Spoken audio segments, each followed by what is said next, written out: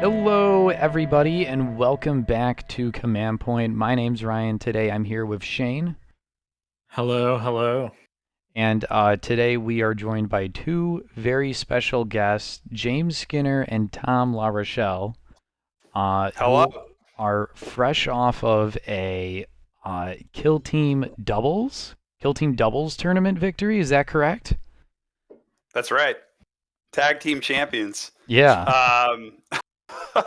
Yeah, it was a doubles tournament here in Pasadena, just outside of LA, at a place called Gameology that the guys over at Squad Games put together. But yeah, it was 3 rounds, 2.5 hours per round, and yeah, it was doubles teams. It was two boards, a variety of terrain, and a pretty good spread of teams from what I remember. So, I guess first of all, James too. How are you doing over there? I'm doing well, guys. I'm doing very well. I gotta apologize. To make this time, I had to do the interview in the car. I'm just such a busy guy, so just let me know if there's anything I can do to improve the audio quality. Oh, absolutely. It's going to get a lot worse when he transfers to a helicopter in about 30 minutes. So, for the listeners, Tom and James, they're longtime friends, longtime Kill Team pals here, going back to last edition. That's and so you guys have been playing Kill Team for a while as well. Mm-hmm. And so I wanted to so I personally, Ryan, I don't think you have either. I just want to talk a little bit about doubles because it's a pretty weird thing. Because some people might hear doubles and they might think it's like a team tournament with two people, but it's not that. No. It's two players on a team playing at the same time and going against another team of two players. And I think this got introduced at Adepticon this year or something like that. But can you guys talk to us about how doubles works and how it functions?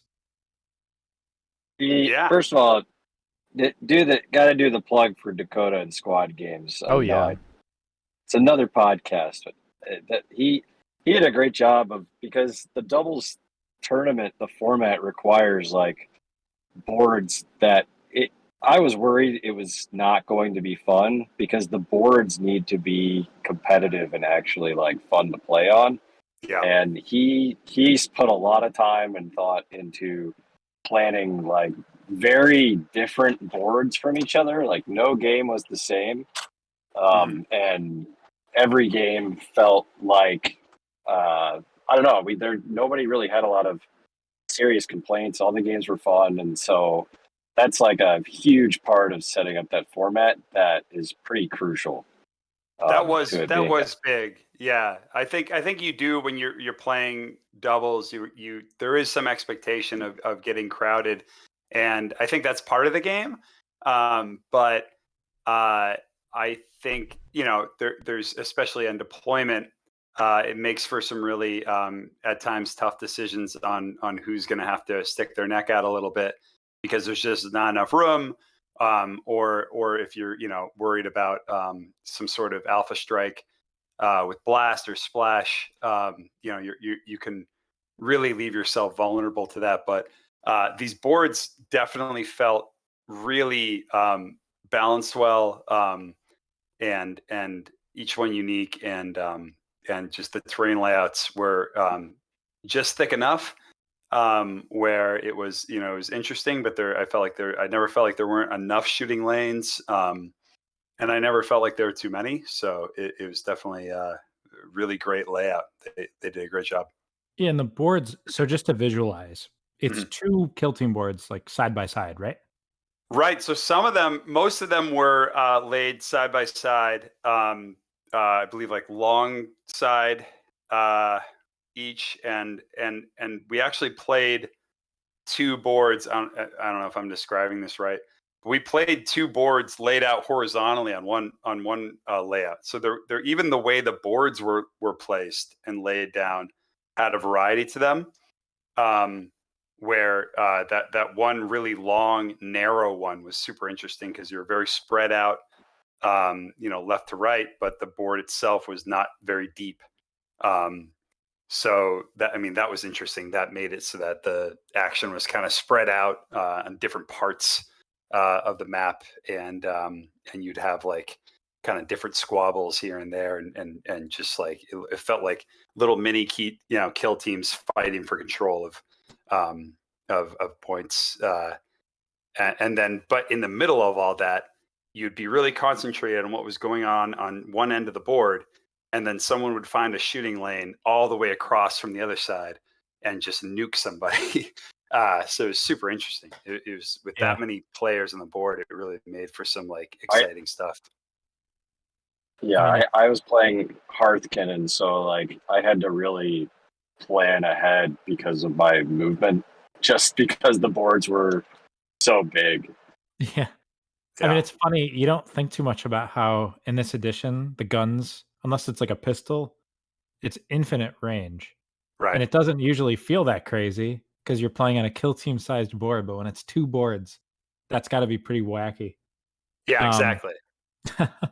So as far as how it actually plays, because I actually genuinely don't know. So you guys are one team, and your opponent is one team, or so when you activate a model, is it like James is activating a model, or is it James and Tom's team is activating a model? How does that work? So actually, it's the way they played this out, and part of this was to keep time in mind.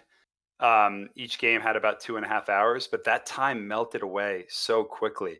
Every single game we played, we would hear like, "Oh, 90 minutes," and we're like, "90 minutes? Like, are you kidding me?" And it literally that there was not a single game where that didn't happen. But yeah, to keep that in mind, we were encouraged to make moves at the same time. So when it was our turn, when it was one turn's team, both players would move one of their kill team's models. Oh. I was never moving James's models. James was never moving mine. But we would both move a model, or if I had two GA2 models, like if I was playing Farstalker, if I was moving the dogs, I would move 2 models, and he would move one of his. But we, and that would be our activation. We kind of like, you were supposed to do them at the same time, but like that's really impossible. So it was really just about like doing things and checking with your opponent to see if they were like cool with it too, because I would want to like knuck smash a dude off an objective so that Tom's Groot that was going next could shoot that guy because he's no longer in cover. And so I think Dakota had like squad games, they had wanted it to, the way he described it at the beginning was like, you guys kind of move at the same time, but every game that we kind of played, we played it the way I described it, where it was kind of like, we just had fun. And so it was like, when it was our team's turn, we could just kind of move and take guys.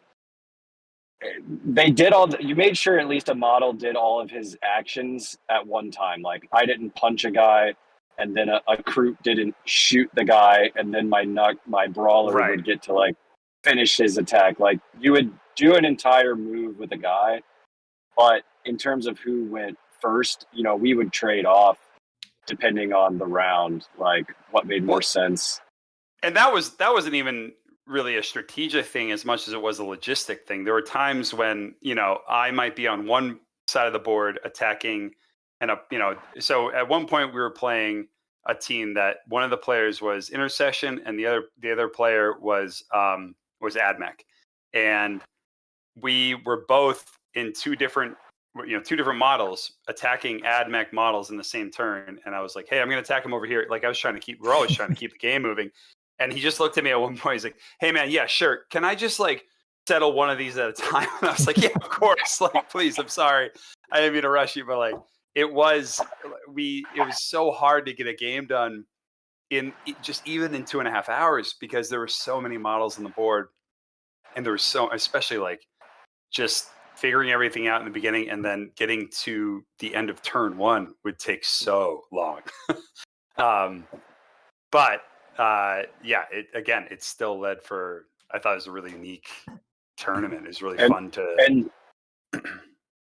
Command points too. We all started with 6, and then okay. you would regenerate 2 each, right, Tom? No, I think we earned 2 a turn, so we'd each generate 1 as normal. Yeah. But we could both draw from the same pool of command points. Okay, that's what I was going to ask. That's pretty interesting, actually. So, Yeah. like, did you guys ever find yourself like squabbling with one another at times over how to use the? You know, the Hearthkin are not great at shooting, and so there was one shot when I had my, you know, the beam rifle, and I had a pretty crucial shot on like an intercessor, and he whiffed 2 of the 4 hits, and Tom, I was like, from the get go, we had decided that like we're gonna let Groot use the majority of the CP because Hearth can have a lot of like, you know, just like buffs within their own characters to kind of help them. But Groot that also CP hungry, so yeah. I re-rolled, failed the first re-roll, and he was like, "God damn it!" And I was like, "Can I roll another one? Because if I kill this guy, it's really good." And I whipped the next one, and then I wasn't allowed to use CP for command re-rolls anymore for the I rest of locked the him day. out on that. Yeah. Oh, that's so good. So, I mean, had you guys played a doubles event before, or was this your first time? Well, No, so we had played a doubles event. So we had played a When? doubles event in the old version of Kill Team on Tabletop Simulator. Oh, Yeah, in Arena, and what we found. So before we started this, I said it can't go like that game, because that game we got in each other's way. Nobody could get down a hallway, and we got slaughtered.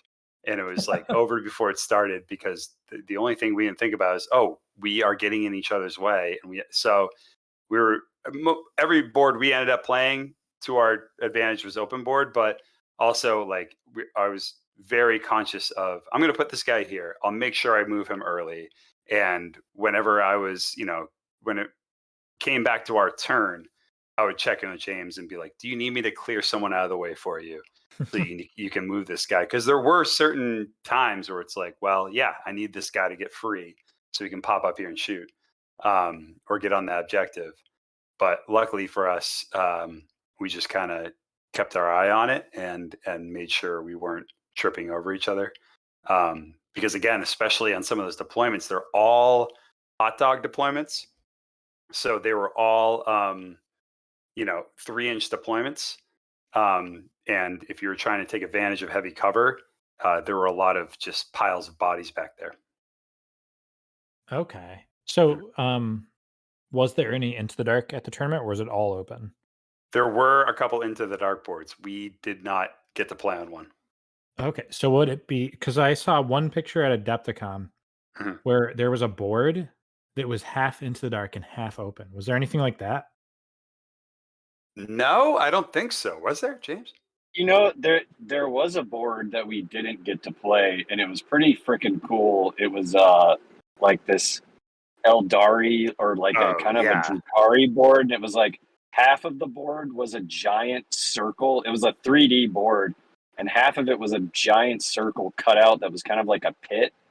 It was so That cool. you could look down in, and then there were all these like elven scaffolding like on the other half of the board above it, and so there were I don't think there were any like half Into the Dark, half open board, but there was just a lot of terrain. I mean, overall, like if you're trying to set one of these games up with friends, I think the baseline is just like have 2 kill team sets and use all the Mhm. terrain, Yeah. Right. because that's what it. I mean, there was looking at the boards when we started. I was like, man, there's a lot of terrain out here, but the game's always felt fun, and I really it wanted to play on that Eldar board. It looked like Geonosis. It was like so like it looked like Ben Hur or cool. something. It was really cool. Yeah. That was all, I think, 3D printed by Dakota. Yeah, Dakota seems like, I mean, he rocks. He does a lot of Yeah. good work over there. Yeah, he makes some like really interesting. I think he understands the basics of kill team terrain, and then has taken that and designed some of his own. And I didn't play on that one, so I'm not sure how that particular board played out. But every other board that I've played of his on his printed terrain has been a lot of fun. So I do enjoy his stuff too. Nice. Ryan, did you have any doubles questions? I mean, none so far. You guys have pretty much answered all of them regarding the format that I had. I guess a general question, if we want to go deeper into like your team comp, would be what made you guys want to take Hearthkin and Groot? Yeah. So I had been playing Scions in the previous two league tournaments leading up to this, and I'd done really well with them. And I think I just needed to reset with this version of Kill Team to learn the basics. And then I started looking at Farstalker because the last tournament, like 1-day tournament I had been to, or 2-day tournament, was in San Diego, and I had brought Compendium Groot, and I really liked a lot of their mechanics, but then really hated a lot of their just shortcomings, obviously. And I had done all right with them, but just felt like they weren't a feasible team. And then, Farstalker I had looked into and been like, oh, they actually have what I liked about Compendium Groot and a lot more. And James had been playing Eldar, and then recently picked up the set with the Hearthkin. And James, I don't want to speak for you, but it seems like you really like them. I played Corsairs at LVO, and like I just mainly had the board and wanted to play them, and I just thought this was a good opportunity to do it. But I think also looking at it, I really liked kind of how defensive Hearthkin were, and you just kind of with the Farstalkers, what's funny is looking at the tournament, we were like, man, Poach is really good. We're going to use that all the time. And, the Hearthkin, I think they're like, on paper, they're slow. They are slow, so you have to keep moving up. But they do have a couple of things that are, I think, fast, which is the jump pack guy. Oh, yeah. On that large of a board. I mean, we both, I think, said that guy was the MVP. He was the MVP of almost every game. Yeah, pretty much every game. Because him, and then also the Locatar, the guy that has the ability to shut down opponents being able to use Scout, so they can't get the 3-inch dash in the scouting phase, and they also can't deploy outside of their deployment zone. We never played commandos, so that didn't really come into factor, but no one that we played got to do a dash. And so we did play Drukari, or the what do you call our Hand of the Archon. We played some teams that really would have benefited from an Alpha Strike. And just having the confidence of that not happening was big, especially when you're piling bodies in your deployment, because you have, what I had, was it 12? You had 10 guys. 10. Yeah. And what was funny is that in none of the games did we ever have to use Poach, because we just like, it just ended up that we were winning objectives, like combat based, because like I just wasn't completely aware of how deadly the Farstalkers really are. Like, they were making intercessors just look like they were normal models. I mean, between them and the Hearthkin, it was like the Farstalkers can kill people. And when I think after the first game, we had started kind of being like, okay, obviously the Groot are going to go out in front and I'll clean up from the back. And the dwarves are not very good at like cleaning stuff up.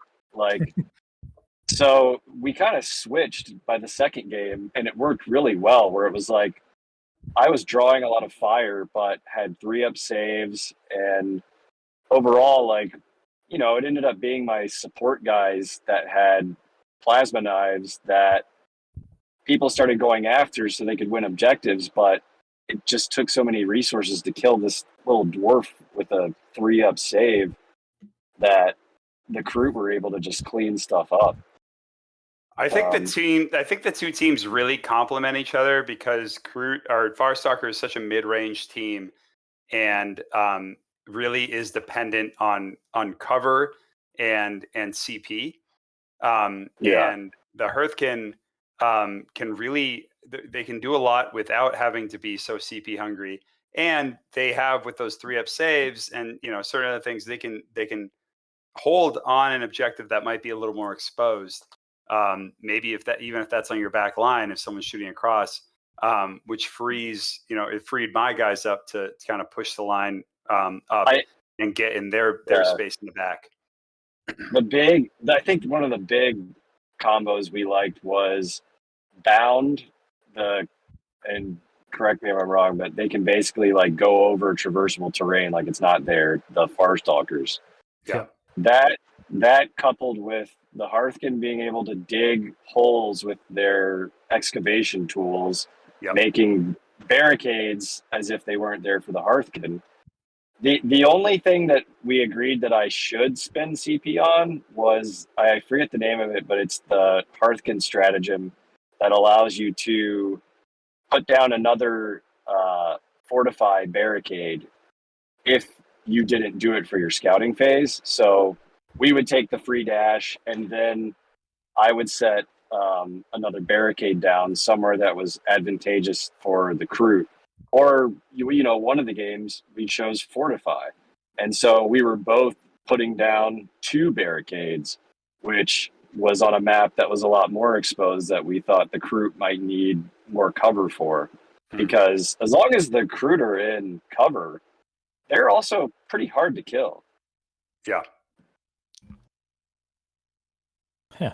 And so, I mean, like, what else about doubles? So, like, I guess, like, in your mind, like, when you're, like, if you were going to a future tournament to play doubles again, like, what makes a good, like, what are some core features, I guess, that would make, like, a good duo of teams, like a good composition? I mean, this is something that we didn't realize until after the first game, is that even with 2.5 hours per round, there was only one game where we actually like got to the end of 4 rounds. And if you can pick a team like Firestalker who can score secondaries early, I was maxing out secondaries with Firestalkers, just by taking implant and recover item, and then taking balance the books, the basically the Farstalker cheese combo. But that wasn't our intention going into it. But then after the first round, I realized, well, shit, we better score. We better score early, because there's no guarantee this game's going to reach 4 rounds. So if they call dice down, and to no fault, I had to drag a guy back to the table at one point to be like, hey man, there's no time to talk. Like, I love you, man, but let's roll some dice, because it was just so hard to fit. Our team had 22 activations, and not 22 activations because I had a couple GA guys, but like, we're playing teams that had, nearly just as many, if not as many. So like, it's just a lot of back and forth for each round, It's basically 2 games stacked on each other. I think just taking a moment to just kind of have fun and think about and look at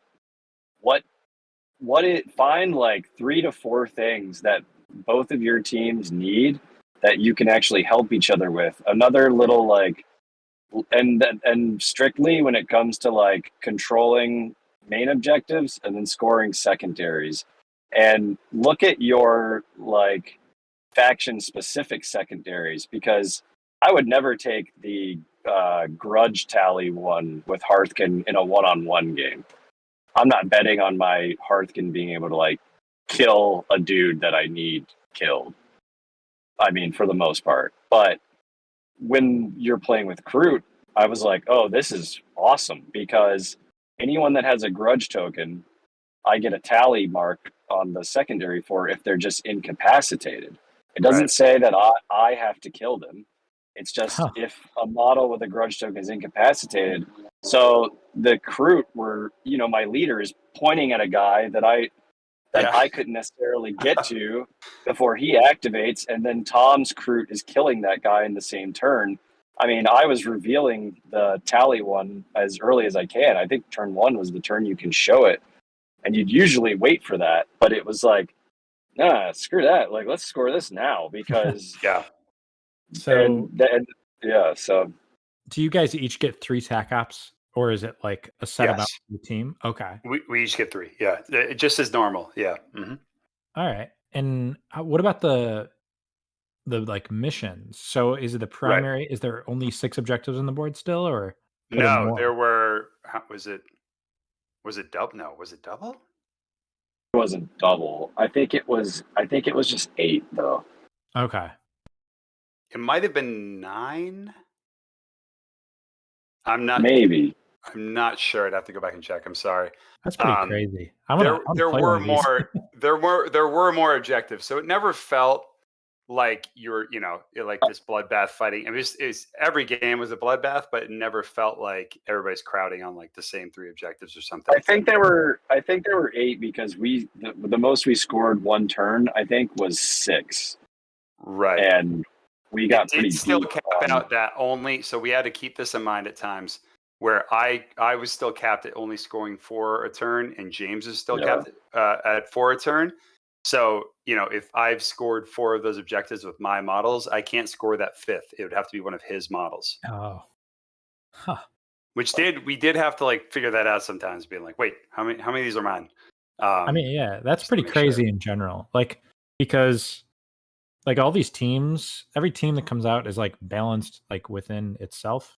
Like you never have to, like when they're making a team, they're not like accounting for like, oh, like what's blooded going to be like if there's like a Shrive Talon on the same team. But like that's a thing that can happen with double. So it almost opens up like a whole new like and world these are official Games Workshop rules. I mean, these are in the books, so it's interesting that I don't know if they ever thought like there would be competitive tournaments, but I don't know. We had a blast. I thought it was a lot of fun. It sounds like a lot of fun. Yeah.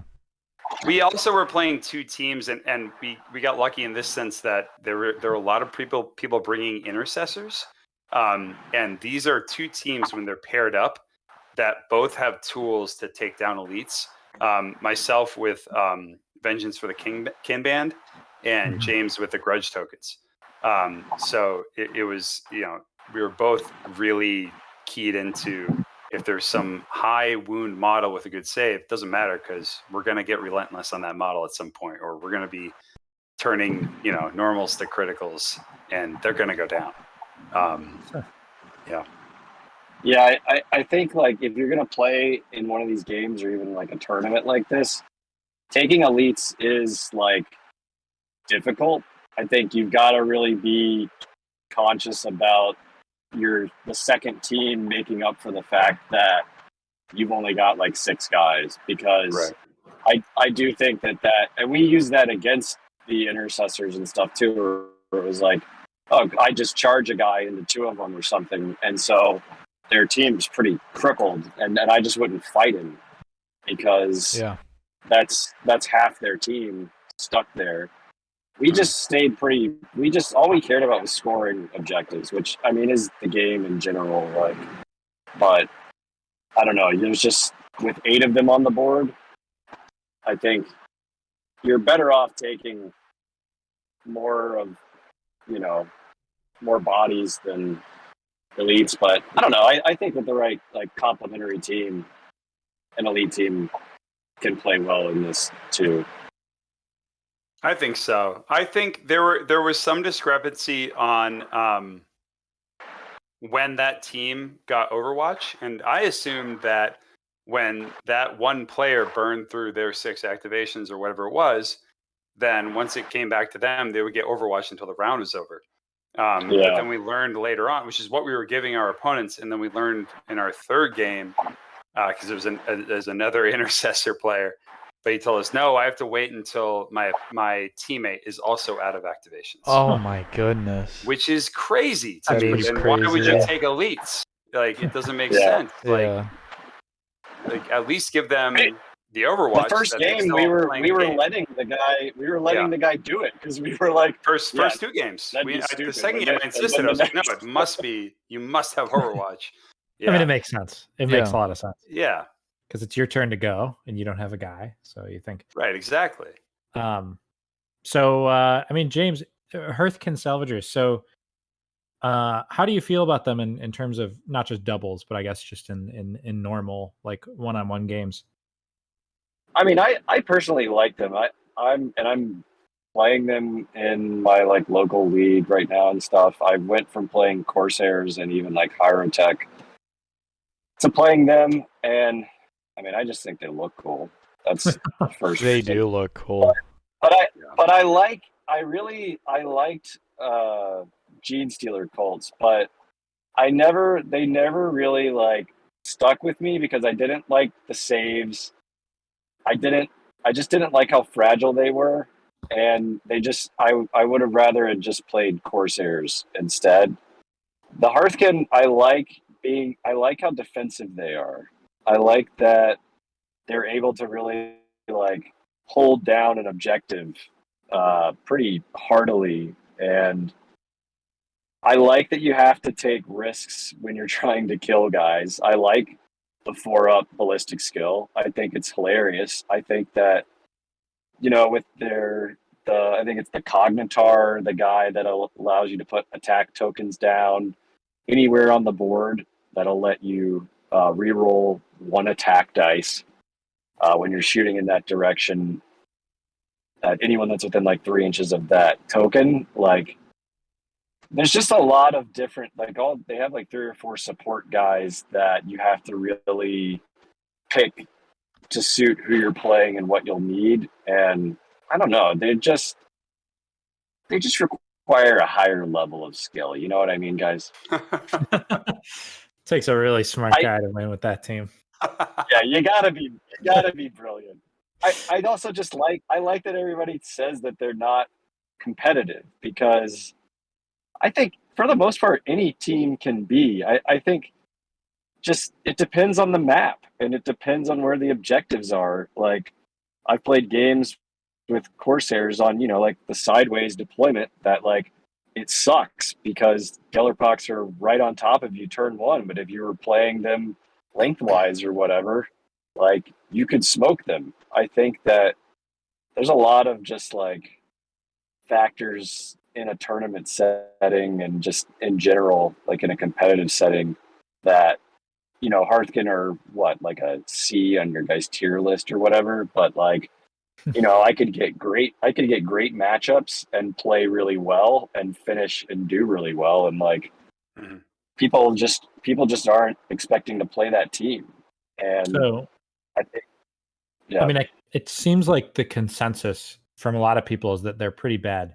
So my assumption would be, based on that, they're probably going to get buffed soon, regardless of if they're actually good or not. So what would be on your wish list of Hearthkin buffs? Like, what would you love to see? Ooh. I mean, I think they would be overpowered if you gave them a better ballistic skill, at least the gunners. I'm not really good at like predicting what they're going to do to buff teams. I know everybody in my like local area says they need another wound. I don't know. Sure. I don't know what I'd take. I think maybe making the Cognitar ability better, like make the attack token turn your gun into like Relentless. I think if you had like Relentless within that 3-inch range on a gun, you could reroll any fails. Mm-hmm. That could be pretty helpful, because I think it still forces you to like use him and use that mechanic of like, these guys aren't very good on their own, but if they work together, they could be pretty deadly. Like, yeah. I just don't ever think a Hearthkin should have a 3-up ballistic skill. Like, especially with doesn't go with the lore. There's like a ploy that makes them shoot better within 6, and if they had a 3-up, they'd be hitting on like 2s. Yes, right. That would be pretty bonkers.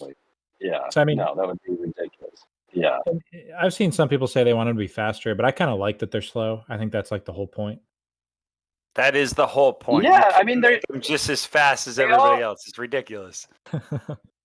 No, but they already did that. They already moved 5. And the other Yeah. thing is that made the jetpack guy even stronger because now his base move was increased by an inch.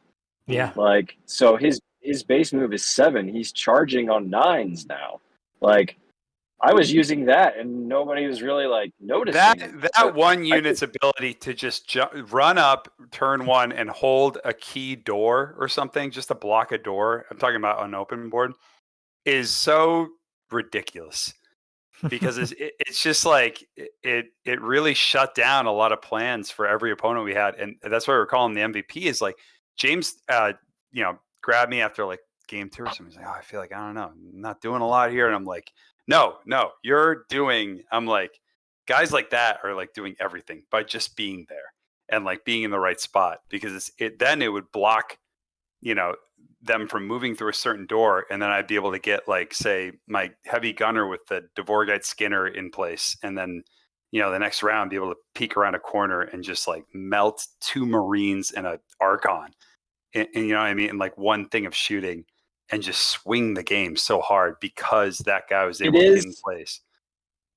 Yeah, I personally like where Hearthkin are at because it really did. It was kind of like the end of this whole tournament where I was like, I don't feel like I did anything, and like I did. But that kind of like after playing Corsairs, he put me on his back. Well, I think that's just like what it felt like playing Hearthkin because it was like.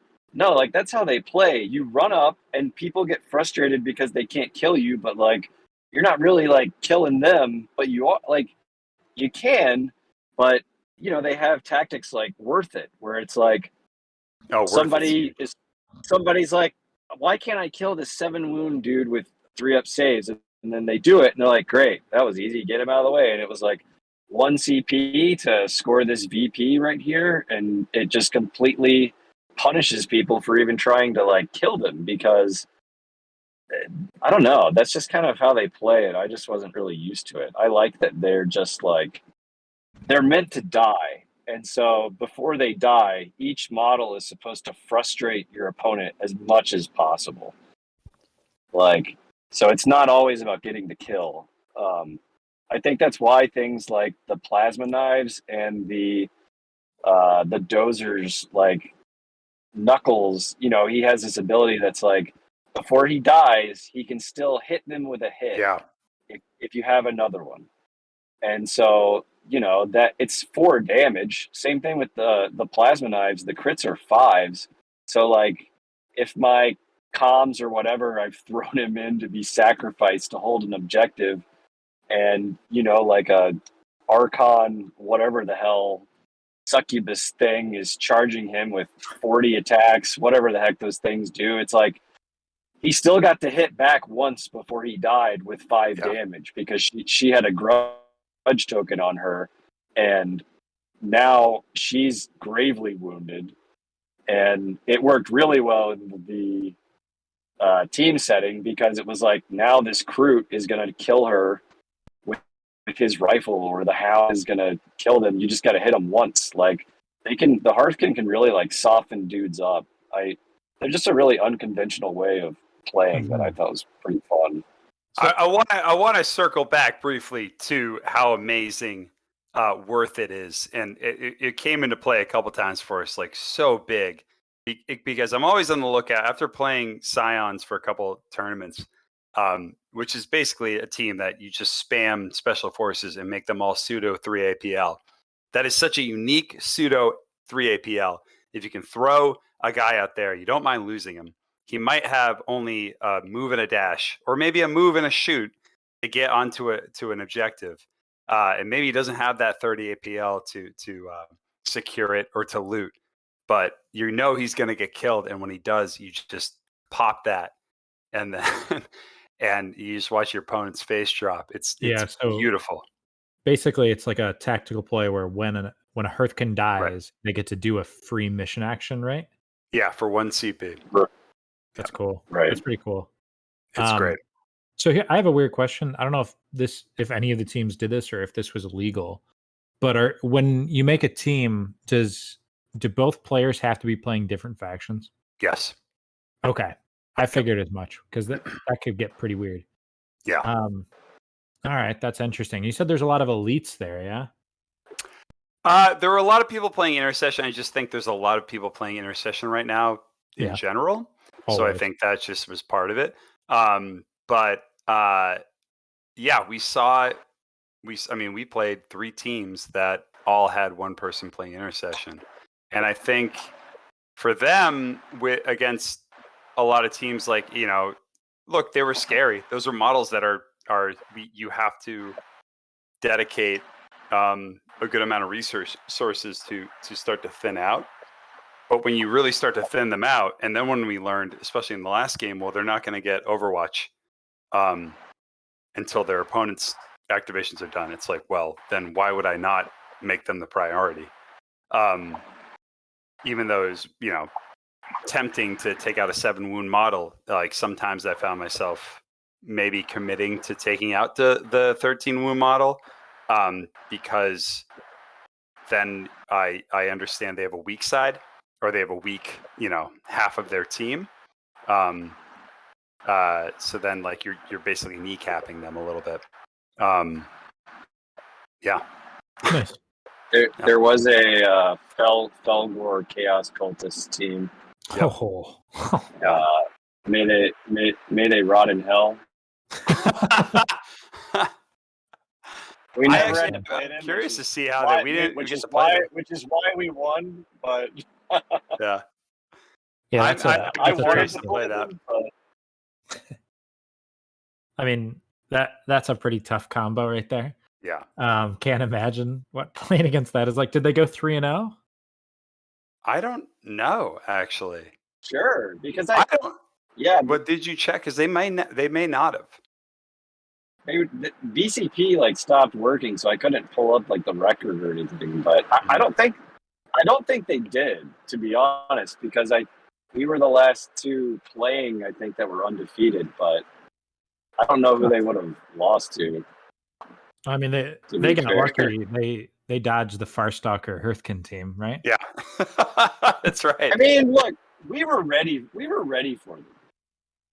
We were. Honestly, I mean, look, I am not like, look, I'm not going to oversell my skill in this game or Skinner's. He's a better player than I. He's only one of us has been ever top 8 at LVO, and that's not me. But I think, like, going into this, I texted him the night before, and I was like, I think we're a really strong combo. And he's like, why? And I'm like, I just think we cover each other's weaknesses, and if we can keep that in mind and stay out of each other's way, I think we're going to be able to combo these guys. And yeah, it ended up working. I just think I had the movement. We both had ways of helping each other score early points. Let's talk about what are the stats on that Skinner gun, dude? Like, that gun's beautiful. That's a beautiful gun. That gun on that Farstalker model, every time he would shoot it and he'd read the stats, everyone's face was just like, what? Yeah, it's and I was pretty like, brutal. that shit, I'm glad that's not shooting at me, because that would wipe my whole team out. Like, yeah, for the listeners, that the heavy gunner Dvorgite Skinner on the Groot, the Farstalker Kimband is I believe it's 6 attacks on 2s, damage 2/3, AP 2. Yeah, with Torrent. Yeah. So 2/3 doesn't sound so bad. It has cumbersome, but you can still move 6. But as long as you can get this guy in place.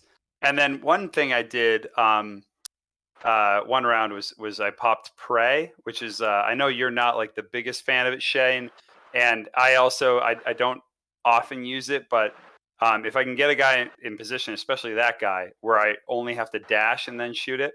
Yeah. Because it gives, Prey is 1 CP, and you can give any gun heavy and balanced. Yep. So then I'm also re-rolling a dice on every one of those attacks, and it has Torrent. So it's just, it doesn't seem like a lot with 2/3 damage, but you have 6 attacks on a 2-up with AP2. So it's just tearing through anything. Yeah. It's crazy. It's good. Yeah. I mean, I may not talk about Prey the way, like in a way that sounds like I like it, but I might be too much of a fan of Prey because I keep using it and not getting any use out of it, and then Well, I that's use what it again. you said that, and I in never an stop earlier using one, it. I heard that you're like, I use it, I never get any use out of it. And I keep using it. I felt a similar way. If I could do anything for this team, is I would give them. I wish they just had another attack, and I didn't have to spend on cutthroats every time I was getting into combat. And I feel like they would be there. But I don't know. I'm taking them in a league tournament, SoCal League tournament, right now. So we'll see how they play individually. I wish the Trebleist hit on 3s. That's my wish list. Yeah. Okay. Yeah. The long range, the other long range heavy gunner. Yeah, because honestly, right now there's not much reason to take it unless like you just don't think you can get that guy up there. Yeah. But the way I play anyway is I like to push the board early. So right. I don't know. It's not the worst gun. 5 and it's 4 up, but it's 4 that's 4 the thing is AP1 4 up. rending. Yeah, and it's still cumbersome. Yeah, so it's like, all right, I guess I'll just take the Skinner. Yeah, the Skinner is just so much better. So, do you guys have any other spicy team combinations you'd want to play in a future doubles tournament, or would you stick with the Croots and Squats? James? Who else do we play? I mean, I play a lot of Corsairs. I don't know if that would go well with. I would love to combo because James is really good with Warp Coven, and I would love to see how they combo with Compendium Groot. Oh, whoa! I took Compendium Groot to cursed. San Diego. I took Compendium Groot to San Diego. I went 2-2-1. I beat. I tied Custodes. I beat Blooded, and I beat Warp Coven. And I surprised some people, and it's just because I flooded the ground with bodies. I didn't mind losing people. The dogs always catch people off guard. Yeah, and the Crutox gets work done, and I would love to see. Oh, the Crutox is amazing. I love that. I miss it so much. I really would love to combo that with, especially the way James plays Warp Coven, because he likes to be a little cagey and a little defensive, but then kind of overwhelm you late game. And I'd love to be like the forward wave and get thinned out. But by the time you're done thinning out my Groot, James is up there with his Warp Coven. And he's just, You got the birds up there. You got the birds up there. You're rolling dice. Yeah. You're just gonna get overwhelmed. I don't know though. Like spreading out like 3 sorcerers like that is. I thought about them and I was like, I just don't want to play them because I think it just is even more difficult. Just trying to spread those 3 sorcerers across that big board. Yeah, no, who knows? I mean, everybody's trying to figure out how to make Warp Coven work. Maybe the secret is to pair them with a much, much worse team. Yeah, maybe that's all they need. I mean, another combo I think would be great is a Horde team with Death Guard, and I'm surprised I didn't see that. I don't know if anybody took that to this. I actually like that. I like that a lot. I think Death Guard hanging back and holding these objectives and not being able to be shot off them, and then kind of slow rolling up the board, comboed with an aggressive team that you can score early points and you don't mind if they get thinned out. I think that would really solve Death Guard's problems, and just I think that would really dominate in a pair setting for sure. You did Gellerpox and Death Guard. Oh God, that'd be great. That's beautiful. Chaos Cultist and Death Guard. Chaos Cultist and Death Guard might be the real one. Yeah. I think there's a lot of like brutal combos that we were very fortunate to not have to face. So like, yeah, don't believe this thinking, oh, Hearthkin and Farstalkers are a lot better than we thought. And it's like, no, we're just idiots. The sun was shining on us that day. Yeah, we could feel it in the morning. We knew, but that overall, that's kind of like. One thing we did differently, I usually bring a cooler full of beers and drink them all day while we're playing. And this time I brought a cooler full of alcoholic seltzers and wine. Wow. And so I think that might have had an effect, just on, I like to think of myself as the John Daly of Kill Team. I was really waiting for you to say it, but this time I brought a cooler full of water so that we could stay hydrated throughout the day. Absolutely not. And you just went in the complete opposite direction. The most worried we got was after the first game, they had given us an hour for lunch, right, in the schedule. We were like, okay, good. There's a bar down the street. We can go have a bite to eat and, regroup after we get annihilated in the first game. And the first game went well, but it went so far over. We only had 20 minutes. Yeah. And God, were we thirsty. So we ran got down there. And I ordered I said, I want 2 of the mugs, and then we'll have 2 pints to follow that up. And if you can just bring us a couple sandwiches really quick. And then we just gorged ourselves really quick and then ran back. And then went back to the cooler full of wine. So it was, I Ubered. Yeah. We both Ubered, That's good. We kept it safe. Good. Yeah. Well, you heard it here first, folks. I mean, this is, I think this is the analysis we were looking for, right? Yeah, that's right. Sure. You got to stay loose out there. These guys, I see their shoulders hunch. They're too tight. Tight as a drum. I just, you don't watch people playing darts and they're sober. That's right. I don't. That's right. Darts was ruined when they stopped allowing people to drink while they played competitively. The scene completely dropped off. It infuriates me that we have the largest Games Workshop store in the country, right? Here in the Warhammer Cafe. The Warhammer store and cafe. And one of the first announcements they had was, we will not bar, no, coffee, bar. a coffee bar. And I was like, what? Why would I go there?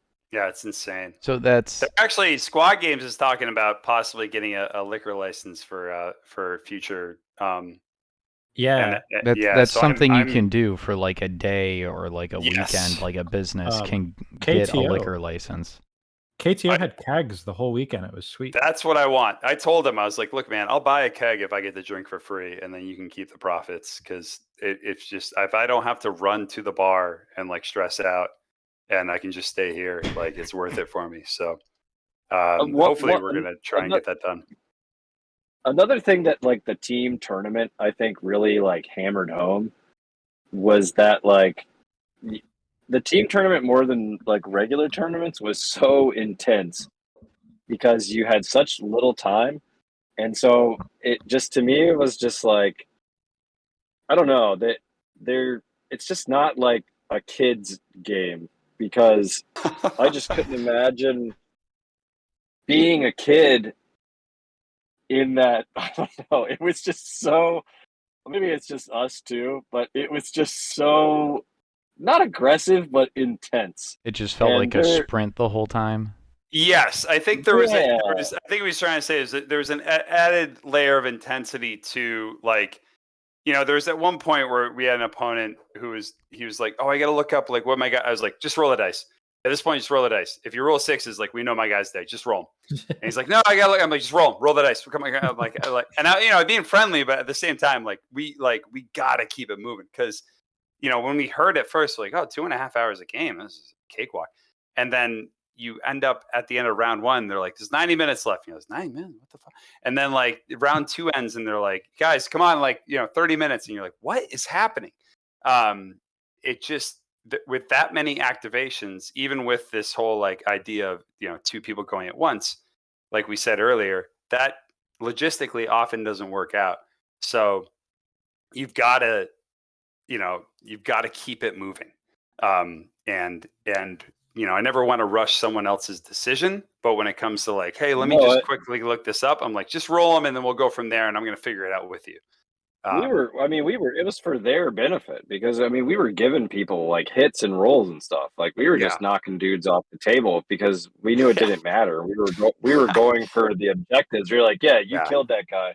He's like, do you want to roll the same? Sorry, round 2, I knew we had it, and there was at one point he's like, "I'm gonna shoot your sniper." I'm like, "Cool, he's gone." I just pulled him off the board. He's like, "He's dead." Let's keep going. It's like, awesome. I'm gonna move this guy over here, and it's like, I was just like, let's keep it moving. Oh my god! All right, so thank you guys for coming on. We are coming up. I've been waiting for this for so long. I know. We were so happy that we were able to get you guys on today. A reason. We're coming up on an hour here, so I do have one last question for you, and that is, shut it down. How did you guys come up with your team name for this event? Our team name was the 2002 New England Patriots.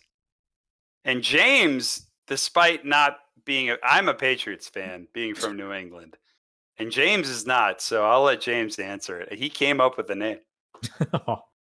I don't know. They're just the epitome of greatness. I think they shocked the world, which is what, that was our plan. We just went in humble for the day, and we were just there to do the work. And man, did it really paid off. I love it. Wow. I saw that team name and I was a little baffled at first, and then, the end of the tournament came around and it just made a lot more sense. It was so great when they're announcing these other team names, and they're the kind of team names you usually hear at these tournaments, and they're like, and in first place, the 2002 New England Patriots. Wow. It was great. So again, to echo Ryan's earlier statement, thank you guys for coming on. It's been great to have you. We're huge fans. Can I give a quick shout out? Yeah, absolutely. I was going to ask you that next. Oh, great. Go to the Command Point merch store. Pick up yourself a hoodie, maybe an oversized sticker. Get yourself some Command Point merch. It looks cool. They've got a great logo. Like and subscribe. Do check out Squad Games, the Squad Games podcast. Those guys are great. That's Dakota and them. Check out Luster's workshop, and that's where he sells his 3D printed terrain, a lot of other cool stuff, tokens, all that stuff. And please check out, if you're in the Southern California, especially LA area, check out Gameology in Pasadena. It is far and away the best game store I've ever played at. They're super welcoming. They have an incredible supply. They have awesome tables. They have drink holders. It's air conditioned. They have big windows. You don't feel like you're in a dank basement. And it's in the middle of downtown Pasadena. It's beautiful. It's amazing. The tables were big enough that, that's the one thing understated, is that this team tournament would not have worked well if the space wasn't so good. Their tables are huge, and there's so much space between all the tables that Tom and I could run back and forth behind each other and look at the board and stuff. If you're playing in a 2-man team, this is my one tip to you. Don't stay on one side, because a lot of the teams we played, those guys weren't doing what we were doing. I was constantly moving around behind them. He was doing that behind me. You got to see the whole board. You got to see everything, because if you get stuck in one spot, I'm dead serious about this. I saw these guys not doing that, and they would get focused on their side of the board, and they'd forget about units over there that were left open, and then we'd just take advantage of that. That's huge. Beautiful. So one last thing that I want to say just in general before we wrap up the podcast here is, Ryan, you and I were talking about this earlier. We just hit 8,000 subscribers on the YouTube. Oh, boys. So just a huge shout out to everybody that is following us and has taken us this far. We are getting so close to 10,000. When we get to 10,000, we're going to have a party. I don't know what kind of party or the circumstances or anything, but Ryan, we're going to do something special. Oh yeah. Let's go. And we have some time to think about it, but seriously, thank you to everybody. Thank you to our subs. Check out the Discord, subscribe if you aren't already, of course, as usual. And Ryan, you can take it from here. Yeah, so if you guys want to support Command Point a little bit further, you can check out our Patreon, and you can check out our YouTube channel membership as well. Like Tom was talking about, we do have a merch store. Link is in the description. And we got 2 new pieces of merch. We got a new sticker, and you are all such a big fan of the mug, right, guys? We all love the Command Point mug. I'm getting a mug. I'm Yeah, ordering it right now. I'm literally clicking on it right now. Well, we now have the black mug. Whoa, wait. I gotta go back. There's a black mug? Yeah. So that'll go with all of your other Command Point merch, guys. Check that out. Link in the description. Thank you all for listening and watching on YouTube, and we will see you all again in the next one.